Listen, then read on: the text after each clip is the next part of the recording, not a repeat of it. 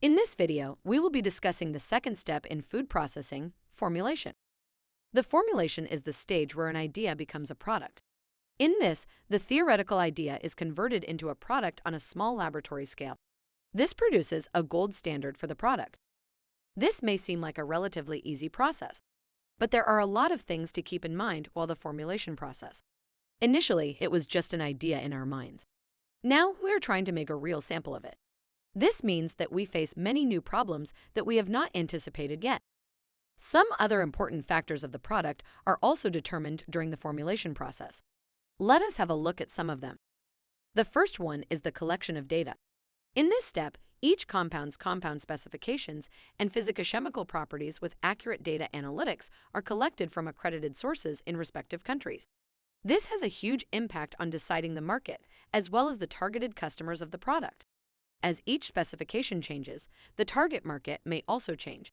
This changes the whole marketing possibilities. The second one is the general analysis of the availability of raw materials. Analyzing the data and optimizing the method of formulation based on the product and consumption rate is to be done for the best output.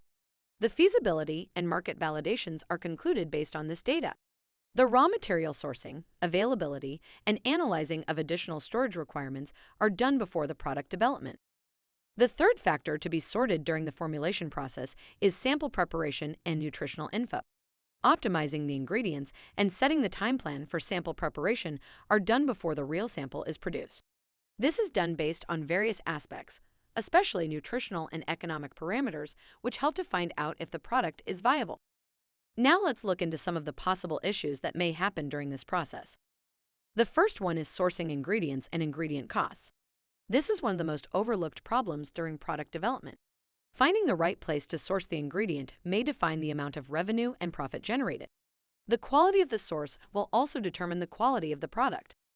Another possible issue that can happen is product shelf life.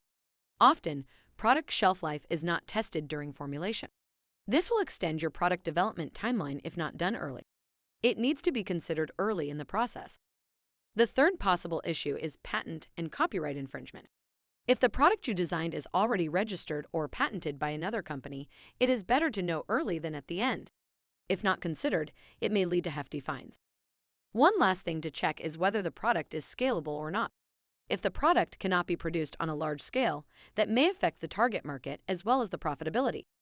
By now, we have covered what the formulation process is, what factors of the products are determined at this stage, and the issues that we may face during this phase.